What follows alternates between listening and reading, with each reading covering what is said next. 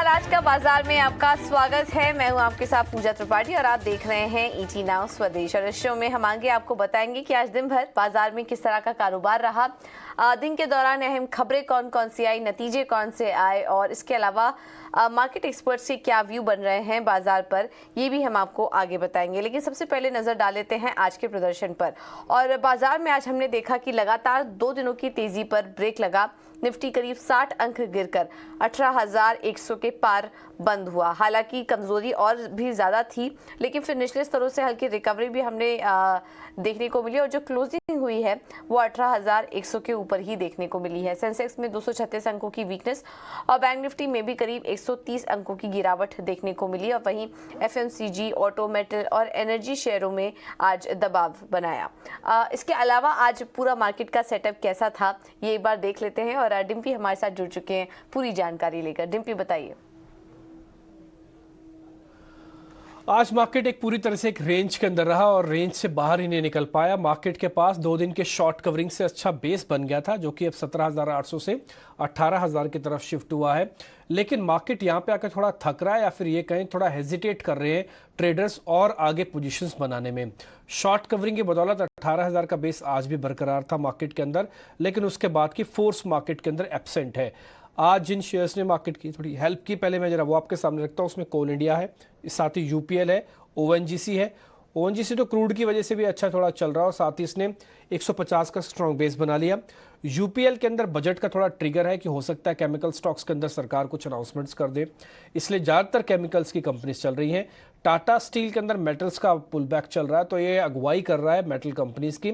और साथ ही oil marketing companies की वैल्यूएशन काफ़ी स्ट्रॉन्ग है, इसलिए बीपीसीएल भी आज लिस्ट में ऊपर ही रहा। लेकिन जिन शेयर्स की पिटाई हो रही है उसमें एक अडानी ग्रुप का शेयर, अडानी एंटरप्राइजेस, ये एफपीओ की खबर आने के बाद करीब 5% से ज़्यादा टूट चुका है। आज भी गिरावट 3% से ज़्यादा की थी। एशियन पेंट्स की जो आज नंबर्स आए हैं, उसके बाद जो उनकी गाइडेंस आई है या फिर उनकी ग्रोथ के जो नंबर्स आए हैं, उससे थोड़ी परेशानी हुई है मार्केट को, तो उन्होंने पनिशमेंट किया 2-2.5% नीचे। टाटा मोटर्स भी आज 1.5% नीचे रहा और इंडसन और कोटक सुबह सुबह दोनों बैंक काफ़ी हेल्प कर रहे थे बाजार की। पोस्ट नंबर इंडसन बैंक आज सुबह खुला तेज था, लेकिन इसकी क्लोजिंग आज गिरावट के साथ हो रही है। कुल मिलाकर साल का नया हाई आज फिर से एल&टी ने लगाया, साल का नया हाई बनाने में आज कामयाब हो गया। अब आते हैं छोटे मझोले शेयर्स की कैटेगरी के अंदर। अगर आप वहां पे देखेंगे तो वहां पे आपको स्ट्रेंथ दिखेगी परसिस्टेंट के अंदर। परसिस्टेंट सिस्टम के नंबर्स हैं उससे ठीक पहले पोजीशंस काफ़ी स्ट्रांग है। केआई इंडस्ट्रीज जो कि तार बनाने वाली कंपनी है, वो भी आज काफ़ी अच्छी क्लोजिंग करके गई है। इसके अलावा हिंदुस्तान जिंक और प्रिज्म जॉनसन सीमेंट जो कंपनी है, इसके अंदर भी ठीक ठाक आज वॉल्यूम के साथ ट्रेड हुआ और इनका परसेंटेज 4% से ज़्यादा की तेजी का था। आज जो शेयर टूटा उसमें रैलीज इंडिया, नंबर्स खराब थे इसलिए इसको पनिशमेंट मिली, 8% नीचे। अदानी ग्रीन्स के शेयर के अंदर गिरावट आई है। पावर के स्टॉक्स के अंदर रुक रुक के बाइंग और सेलिंग दोनों आ रही है। आज टोरेंट पावर भी टूटा। अदानी एंटरप्राइज तो मैंने आपको ऑलरेडी बताया, साथ ही प्राज इंडस्ट्रीज भी आज का टॉप लूजर बन गया छोटी मझोली शेयर्स के अंदर। आज इसी कैटेगरी में जिन्होंने साल का हाई टेस्ट किया है उसमें हिंदुस्तान जिंक, महिंद्रा का सीआई जो कि एक इटालियन कंपनी के साथ जिनका करार है, एल&टी आपको मैंने पहले बताया कि बड़ी कंपनीज में से साल का हाई टेस्ट करने में कामयाब हुआ है। और जिन कंपनीज ने साल का लो टेस्ट किया है उसमें रिलैक्सो है, बॉम्बे स्टॉक एक्सचेंज है, क्वेस्ट कॉर्पोरेशन है और साथ ही आलोक इंडस्ट्री जैसी कंपनीज भी हैं जहां पर आज साल का नया लो टेस्ट हुआ है। कुल मिला के मार्केट के पास फिलहाल अभी रेंज है। आज एडवांस डिक्लाइन उतना ठीक सुबह से ही नहीं था। अब यानी कि शुक्रवार यानी कल की तैयारी देखनी होगी। अगर कल भी मार्केट थोड़ा डल रहता है और 18,000 को वापस टेस्ट करने चले जाता है तो चिंता की बात है। अगर नहीं रहता तो उम्मीद तो है कि शायद हो सकता है 1 से 2 दिन में और थोड़ी शॉर्ट कवरिंग आपको देखने को मिल जाए। बहुत बहुत शुक्रिया डिम्पी आपका ये सारी जानकारी देने के लिए। दिग्गज पीएसयू बैंक एसबीआई अपने योनो ऐप में बड़े बदलाव की तैयारी में है। बैंक को योनो ऐप के लिए पार्टनर की तलाश है, जिसके लिए ऑफर डॉक्यूमेंट जल्द आ सकता है। इस खबर पर और ज्यादा जानकारी देने के लिए हमारे साथ अंकुर जुड़ गए हैं। अंकुर बताइए।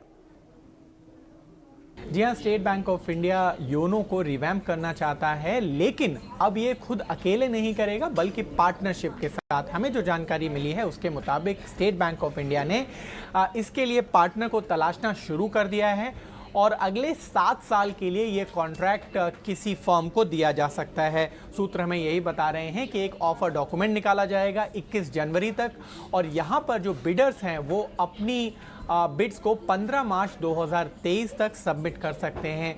जो इंटरेस्टेड पार्टीज़ हैं उनके लिए क्राइटेरिया यही रखा गया है कि उनका जो एनुअल टर्नओवर है वो 5,000 करोड़ रुपए तक होना चाहिए पिछले 3 साल का।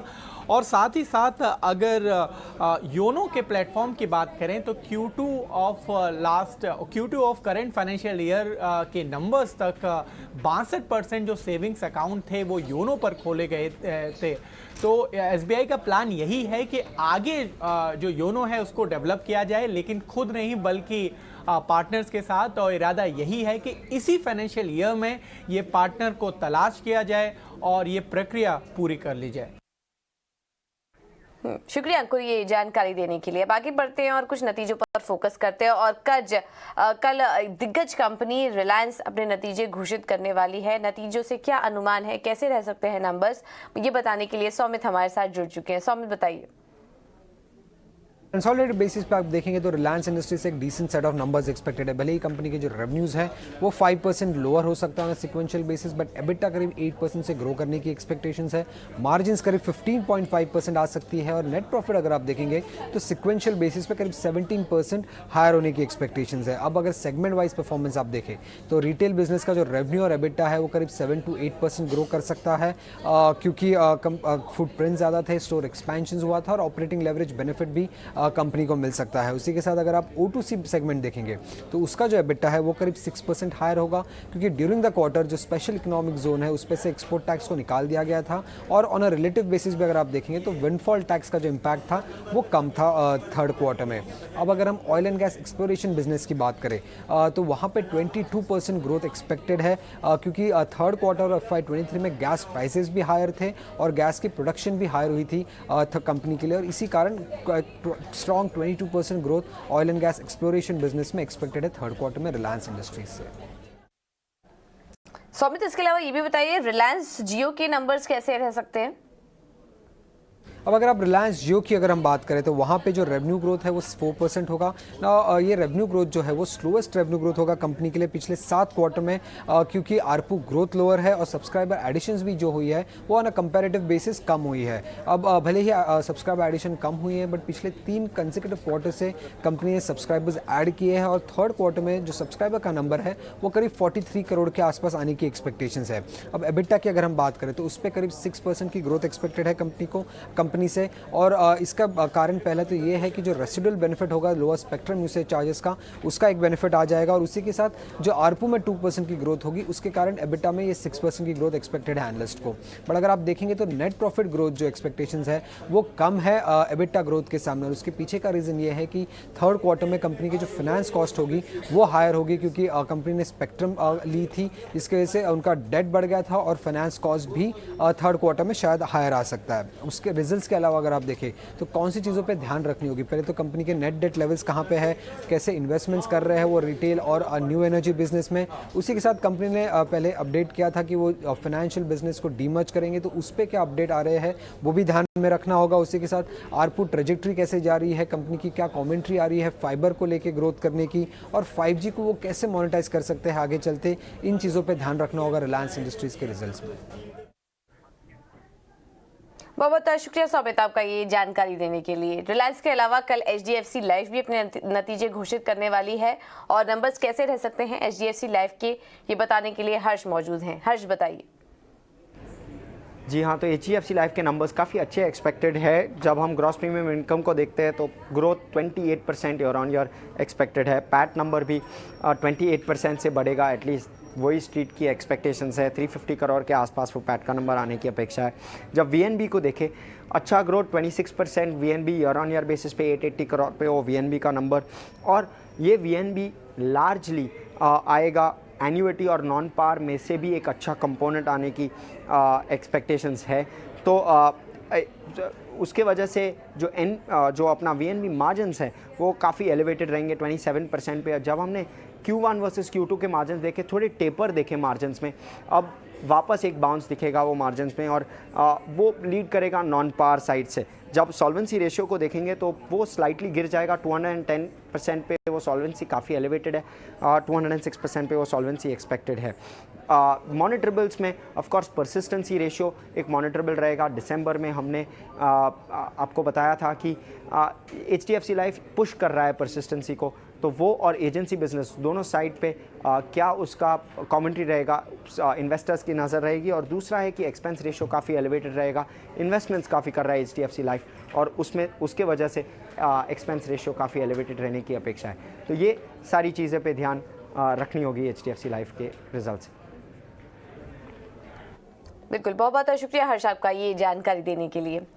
इसके अलावा JSW स्टील भी कल अपने नतीजे घोषित करेगा और आशीषा हमें बताएंगी कि नंबर्स कैसे रह सकते हैं। आशीषा बताइए।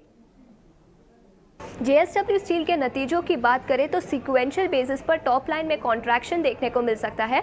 वॉल्यूम्स में इस क्वार्टर कटौती देखने को मिली और इसी के चलते रेवेन्यू करीब 6% से कॉन्ट्रैक्ट हो सकता है क्वार्टर ऑन क्वार्टर बेसिस पर। लेकिन on the flip side iron और कोकिंग कोल के प्राइसेस घटे, इसी के चलते मार्जिन्स में एक्सपेंशन देखने को मिलेगा और उसी के चलते प्रॉफिट आफ्टर टैक्स में अच्छा खासा बूस्ट देखने को मिलेगा क्वार्टर ऑन क्वार्टर बेसिस पर। स्टील रियलाइजेशंस की बात करें तो अबाउट 59,000 रुपीज़ पर टन के आसपास रियलाइजेशंस आ सकते हैं, जो सीक्वेंशियल बेसिस पर करीब 2 to 3% का ग्रोथ देखने को मिलेगा। रेवेन्यूज़ की बात करें तो अराउंड 39,370 करोड़ पे रेवेन्यूज़ एक्सपेक्टेड है, 6% का decline quarter on quarter basis पर। मार्जिन्स इस क्वार्टर में 10.4% पे आ सकते हैं, जो 600 बेसिस पॉइंट्स का एक्सपेंशन होगा क्वार्टर 2 से कंपेयर करें तो। बाकी इंटरनल्स की बात करें तो एबिटा पर टन डबल हो सकता है क्वार्टर ऑन क्वार्टर बेसिस पर। 7,000 रुपीज़ पर टन पर एबिटा एक्सपेक्टेड है वर्सेस 3,500 रुपीज़ पर टन जो कंपनी ने प्रीवियस क्वार्टर में रिपोर्ट किया था। लोअर कोकिंग कोल और आयरन और प्राइसेस के चलते स्प्रेड्स में अच्छा खासा इंप्रूवमेंट देखने को मिल सकता है। ऑल इन ऑल रेवेन्यू पर कॉन्ट्रैक्शन देखने को मिलेगा लोअर वॉल्यूम्स के चलते, लेकिन मार्जिन एक्सपेंशन के चलते प्रॉफिटेबिलिटी पर QOQ बेसिस पर अच्छा खासा एक्सपेंशन देखने को मिल सकता है।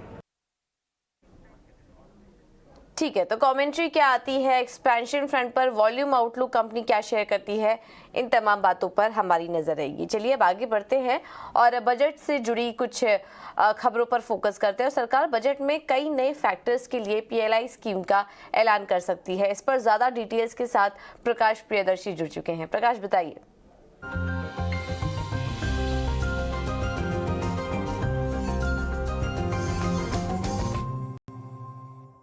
देखिए, सूत्रों के हवाले से हमें जानकारी मिल रही है कि आगामी बजट में सरकार कुछ नए सेक्टर्स के लिए PLI स्कीम की घोषणा कर सकती है। सूत्र हमें बता रहे हैं कि इस प्रस्ताव पर चर्चा अभी चल रही है और इस बात की बेहद संभावना है कि कई सेक्टर्स के लिए PLI स्कीम की घोषणा जो है सरकार करे। अगर आप इन सेक्टर्स पर नजर डालें तो लेदर इंडस्ट्री के लिए PLI स्कीम की घोषणा की जा सकती है।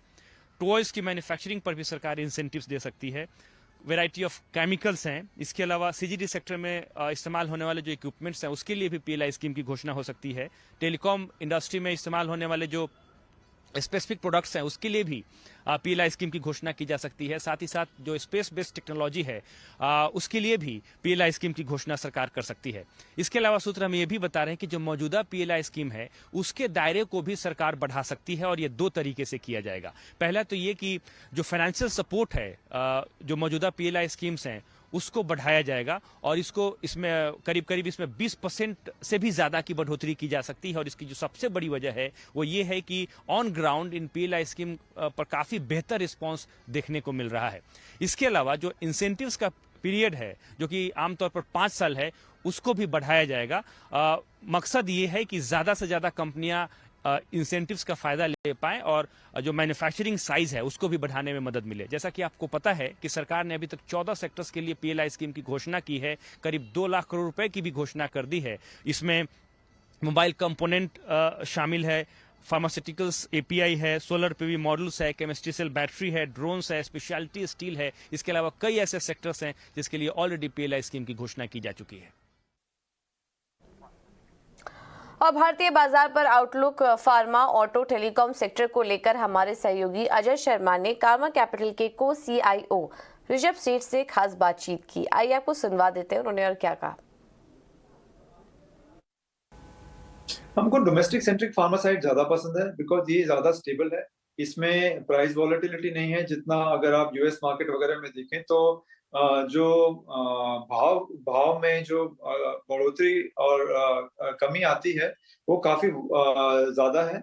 So the domestic pharma business is far more stable. तो इसलिए हमको डोमेस्टिक जो भी कंपनियां जिनका domestic is a larger business, सभी फार्मा कंपनीज का थोड़ा बहुत तो इंटरनेशनल बिजनेस रहता ही है, बट जिनका ज्यादा डोमेस्टिक बिजनेस है उसमें हमारा प्रेफरेंस ज्यादा है। यहाँ डोमेस्टिक ग्रोथ में हमको लगता है कि काफी लॉन्ग टर्म स्ट्रक्चरल ग्रोथ रहेगा फार्मा में, और ये बिजनेस अभी भी काफी फ्रेगमेंटेड है। सो अगर आप देखिए तो टॉप 20 कंपनीज का टोटल मार्केट शेयर 40% से कम है। तो ये अगर आगे जाके देखेंगे तो ये कंसोलिडेशन होता रहेगा। जो टॉप 15-20 कंपनीज हैं वो मार्केट से ज्यादा फास्ट ग्रो होंगी, और इसलिए हमको ये अपॉर्चुनिटी काफी इंटरेस्टिंग लगती है। इसमें ये बिजनेस में profitability is very good. So domestic pharma generally जो बड़ी कंपनियां हैं उनकी इंडिया बिजनेस की profitability is very good. So you have a very profitable business जो काफी स्टेडीली ग्रो होगा, एंड जहां पे कंसोलिडेशन की काफी अपॉर्चुनिटीज आती रहेंगी अगले 5 से 10 साल में। चलिए फिलहाल इस बुलेटिन में इतना ही, लेकिन खबरों का सिलसिला आगे भी जारी रहेगा। नमस्कार।